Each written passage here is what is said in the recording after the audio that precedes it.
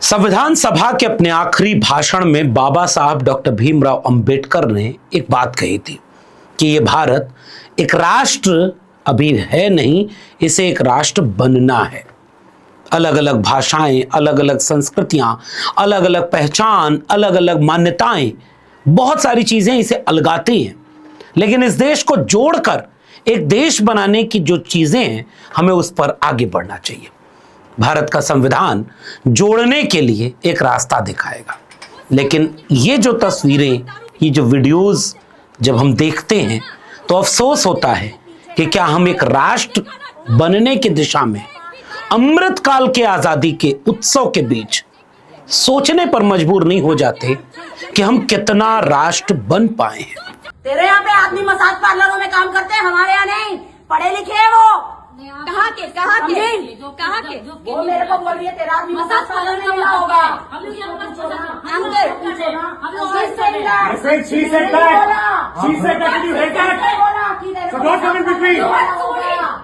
चलना है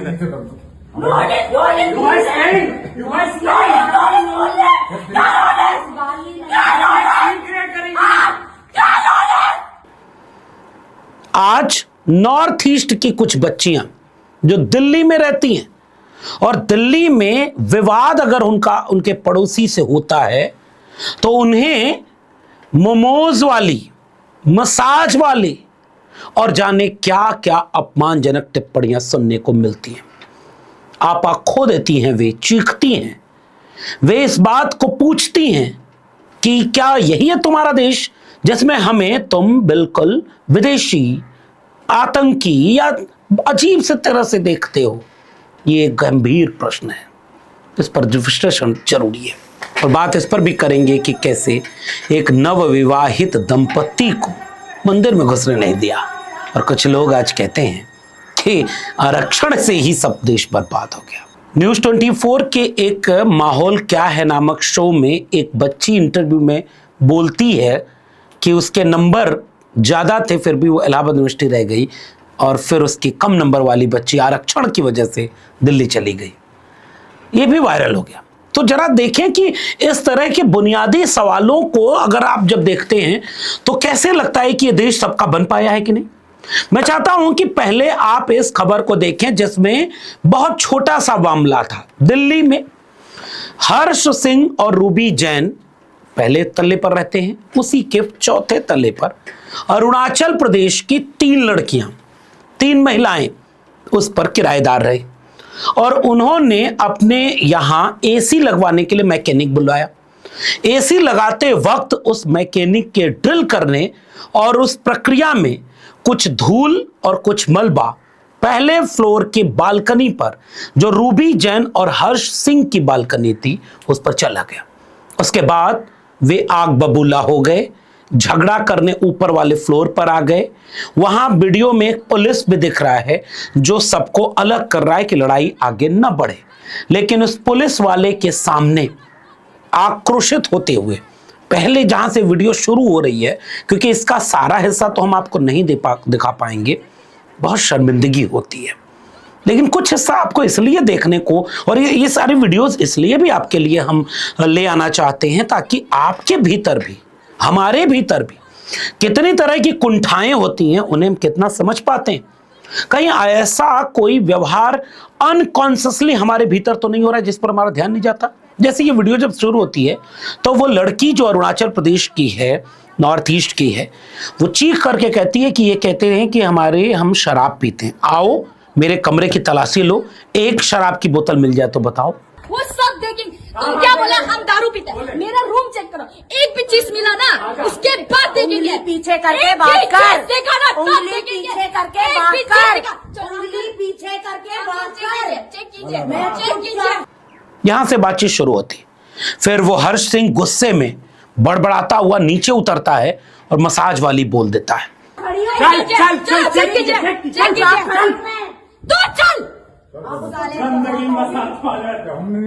वो महिलाएं नॉर्थ ईस्ट की गुस्से में भर जाती हैं और चीख करके कहती हैं कि तू मसाज वाला होगा। उसके बाद रूबी जैन वो उन महिलाओं से बहस करती है, और बहस करते करते कब मसाज वाली, कब धंधे वाली, और कब मोमोज से लेकर के तमाम तरह के बयानात आ जाते हैं। और फिर वो आखिर में सुनिएगा थोड़ा सा हिस्सा उसका, जब वो लड़की कहती है कि ये रेसिज्म करके आपको क्या लग रहा है, आप हमारी आवाज़ दबा लेंगे, आप हमें क्या मैसेज देते हैं, और ये सोचना होगा आपको। देखिए कि सब कुछ करने के बाद जब वो रेसिज्म वाली बात लड़की उठाती है तो रूबी जैन सीढ़ी से उतरते हुए कहती है, वो भी सुनिए। You people are shit. We will keep silent when you do racism. Not these people are shit. अब इस वीडियो में जहां ये वीडियो खत्म हो रही थी, आपने सुना, थू है ऐसे लोगों पर जो तुम्हारे जैसे लोगों का सपोर्ट करते हैं। ये कहते हुए रूबी जैन नीचे उतर रही। ये एक देश के बनने की प्रक्रिया में बाधाएं हैं कि इसी देश की 3 लड़कियां मोमोज, मसाज वाली, धंधे वाली, और कभी कभी तो उनके देह भाषा और उनकी देह आकृति से चीनी और चिंकी तक कह करके गाली दी जाती है। आपको एक लिटमस टेस्ट की तरह इस वीडियो को लेना चाहिए। इस देश के नागरिकता बोध के सामने यह वीडियो एक तमाचा है। हमने उत्तर भारत को, हमने एक धर्म को, एक संस्कृति को, एक पार्टी को, एक विचार को भारत मान लिया, और अनकॉन्शियसली इस एक बनने की प्रक्रिया ने इस देश की अनेकता के ऊपर हमला किया है। यह वीडियो तो यही इशारा करती है।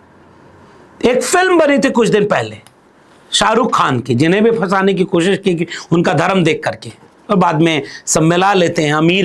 अमीरों से झगड़ा ज्यादा देर तक नहीं चलता, गरीब मारे जाते हैं हर झगड़े में। उस फिल्म में जब हॉकी वाली चक दे इंडिया फिल्म है, और उसमें वो नाम पूछता है तुम कहां से, तो कोई कहता है कि हम बंगाल से, हम उड़ीसा से, हम यहां से वहां से, और उसके बाद लोग जब इसमें एक व्यक्ति कहता है कि मेरा नाम ये और मैं इंडिया से, तब वो कहता है कि मुझे एक ही नाम सुनाई देता है, इंडिया, हम एक हैं, तभी हम एक हॉकी के खिलाड़ी बनकर के मैच जीत पाएंगे। उसी फिल्म में उस पीड़ा को नॉर्थ ईस्ट के कैरेक्टर ने दिखाया कि इसी देश में रह करके भी हमसे नागरिकता का सबूत मांगा जाता है, क्योंकि हम दिखते नहीं हैं भारतीय, इसलिए हमारे दिखने पर इतनी अपमानजनक टिप्पणियां की जाती हैं। मैं दिल्ली विश्वविद्यालय में 14 साल पढ़ाया। दिल्ली विश्वविद्यालय में पढ़ने के लिए नॉर्थ ईस्ट के कई बच्चे बच्चियां आते हैं। आपको जानकर हैरानी होगी कि कोई भी बैच, कोई भी साल शायद ऐसा नहीं गुजरता होगा जिसमें नॉर्थ ईस्ट के बच्चों के ऊपर दमन, शोषण, अन्याय, भेदभाव न हो। यहां तक कि दिल्ली पुलिस ने नॉर्थ ईस्ट के लोगों के साथ होने वाले भेदभाव को रोकने के लिए एक अलग से सेल बनाई। इतनी मजबूरी हुई, कोर्ट की तरफ से निर्देशित किया गया कि आप किसी को चिंकी नहीं कह सकते। ये जब मैं कह रहा हूं तो ये मैं गलत कर रहा हूं, लेकिन मुझे चूंकि आपको बताना है, क्योंकि इस देश में अमूमन लोग इस तरह की गालियां देते हैं, उन्हें पता ही नहीं कि ये कितना अपमानजनक है। अपने देश के नागरिकों को आप विदेशी फील कराते हो, और फिर आप अपने विश्वगुरु बनने का दावा, झंडा, डंका, क्या क्या बोलते हो। सोचना चाहिए कि नॉर्थ ईस्ट के लोगों को लेकर के उत्तर भारत के लोगों की समझदारी क्या है। दक्षिण भारत के रंग, वेशभूषा, भाषा, खान पान, पहनावा, इसको लेकर के उत्तर भारत के लोग क्या सोचते हैं। ऐसे ही अलग धर्म, अलग जाति, अलग मजहब, सब अलग अलग, लेकिन इस देश में एक सनक जो चल रही है कि जो डोमिनेंट है वही भारत कहा जाएगा। मैं चाहता हूं कि नॉर्थ ईस्ट की ही एक बच्ची का एक वीडियो मैंने यूट्यूब पर, ट्विटर पर कुछ दिन पहले देखा था, जरा सुनिए और सोचिएगा। हालांकि इसके कुछ शब्दों से, कुछ और चीजों से आप असहमत हो सकते हैं, लेकिन एक बार इस पीड़ा को सुनिएगा कि वो लड़की कह रही है कि इस देश के नागरिकों को पढ़ाना चाहिए सिलेबस में कि नॉर्थ ईस्ट इसी देश का हिस्सा है और देश का मतलब क्या है। जरा सुनिए इस बच्ची को।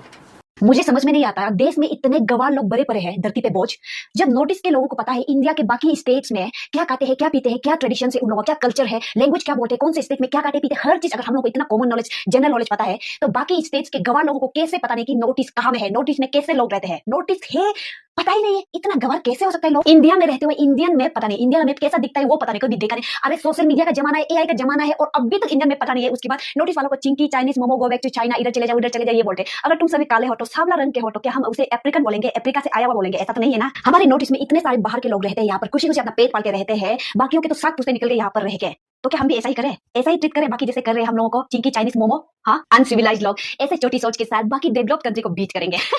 अबे देश का कचरा तो पहले साफ कर ले विदेश में जाके अपना इंडिया का नाम कचरा करेगा क्या साला मेरा भारत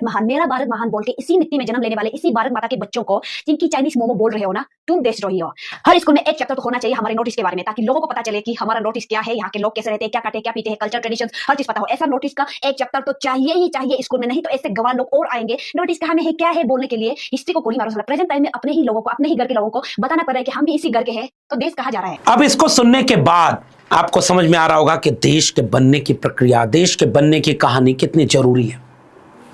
इस बच्चे का भी एक छोटी सी क्लिप देख लीजिए जिसको इस बात की पीड़ा है कि लोग उसे मोमोज कहकर बुलाते हैं ये मोमो चिंकी आप लोग तो कुत्ता खाता है ना सांप भी खाता है ना बंदर भी खाता है ना हमारा शक्ल ही देख के रेन का पैसा भी आगे बढ़ता है हमारा हिंदी ही सुन के जो 5,000 वाला 10,000 लेता है हमसे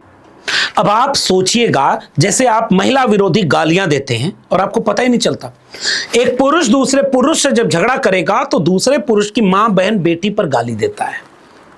कई बार महिलाएं भी झगड़ा करने में दूसरी महिला के ही खिलाफ गाली देती है समाज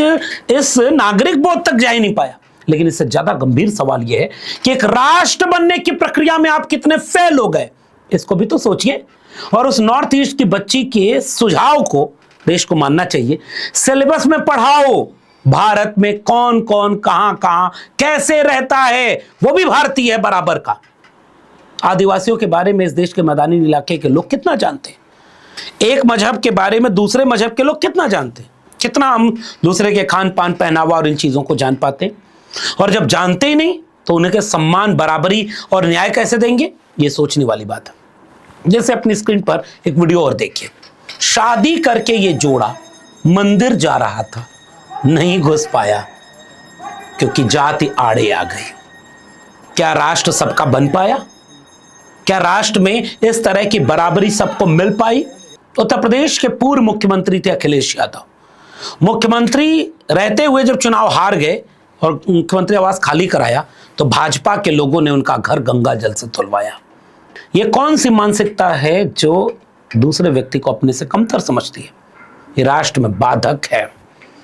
इसी तरह से आपको सोचना होगा कि एक बच्ची का वीडियो जिसको मैंने शुरू में कहा जरा इसको सुनिएगा और सोचिए पहले बस थोड़ा जल्दी सुना रहा हूं कि ये क्या कहती है I have given CUET UG जो मार्क्स डिपेंड करते हैं कैटेगरी वाले भी जो UGC का आया हुआ था तो उसमें थोड़ा सा मुझे अनफेयर वाली कुछ लगी थी क्योंकि जिस हिसाब से मेरे मार्क्स हैं मेरे कुछ फ्रेंड्स के भी थे मेरे से कम मार्क्स आए थे literally got into due Miranda House and saint Stephen and वो जो मेरे को नहीं मिल पाई थी and I have score extra marks also तो एक साथ मेरिटोक्रेसी की थोड़ी सी वो होती है लूप होल्स हैं बहुत ज्यादा इस चीज में कह रही हो कि CUET में आपसे कम नंबर पाने वाले रिजर्व कैटेगरी की लड़कियां मिरांडा हाउस पहुंच गई और आप इलाहाबाद यूनिवर्सिटी में एडमिशन लेके प्राइवेट पीजी में रह रही है ये बच्ची ये कह रही है कि उससे कम नंबर CUET में जिसका था वो DU के मिरांडा हाउस चली गई मेरे नंबर ज्यादा थे फिर भी मुझे इलाहाबाद यूनिवर्सिटी रहना पड़ा ये अफसोस है मेरिटोक्रेसी पर एक सवाल है 100 लोग 100 नंबर जरा गौर से समझना ये बात लोगों को समझ में कम आती है 100 सीटें 100 लोग मान लीजिए रिजर्वेशन कितना 50 तो बचा कितना 50 ओपन फॉर ऑल जिसमें से 10% केवल अपर कास्ट को रिजर्व 40% ओपन तो 50% उनके लिए बचा जो अपनी मेरिट में 100 में 50 लोगों में जगह बनाने में फेल हो जाए वो अपनी तुलना उन लोगों से करता है जिसको वो कहता है कि इनमें मेरिट नहीं होती SC ST OBC इतना सा तर्क है बहुत लंबी चौड़ी कहानी नहीं बताऊंगा इस बच्ची को किसने ये समझाया कि 100 सीटों में से 50 सीटें तुम्हारे लिए थी तुम उनमें जगह नहीं बना पाए कई वजह हो सकती हैं और इस बात का पूरा हम सम्मान करते हैं बहुत बार पढ़ाई करते हैं लोग रेस करते हैं तो फेल हो जाते हैं स्वाभाविक है लेकिन अपने उस 50 लोगों में जगह न बना पाने को आप जस्टिफाई किससे करते हो पता है बाकी 50 लोग जो रिजर्वेशन पाए हैं SC ST OBC आप 10% रिजर्वेशन पाए आबादी भी 10% है कि 12% देश को पता नहीं 10% रिजर्व है आप उसमें जगह नहीं बना पाए 40% ओपन फॉर ऑल है जिसमें मेजॉरिटी आप ही होते हो मेरिट से जाते हैं आप 50 लोगों में जगह नहीं बना पाए और अपनी तुलना नीचे जिनको आप कहते हो कि मेरिट नहीं होती है, सोच के देखिएगा। जिनके पीढ़ियों में कोई पढ़ने नहीं जा पाया, जिनका पीढ़ियों में सोशल, कल्चरल, फाइनेंशियल और तमाम तरह के बाधाएं, हाशिए पर ढकेला गया, उनसे तुलना करते हैं। एक तर्क। दूसरा, इस बच्ची ने कहा कि उसके पिताजी हेड मास्टर है, मेरे पिताजी मास्टर है, और उनको रिजर्वेशन का फायदा मिल गया और वो डीयू चली गई, मिरांडा हाउस में नहीं जा पाई। और सामने जो पत्रकार हैं ये प्रगतिशील पत्रकार हैं, अच्छे पत्रकार माने जाते हैं, राजीव रंजन, क्या ये इस बात का जवाब एक लाइन में नहीं दे सकते थे कि बच्ची आरक्षण क्या होता है एक बार जाके पढ़ लो, संविधान सभा के बहस में पढ़ लो। आरक्षण आर्थिक आधार पर नहीं दिया गया,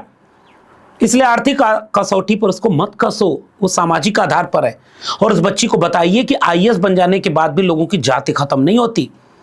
इसलिए आरक्षण को जाति के आधार पर, सामाजिक और शैक्षणिक आधार पर नापो,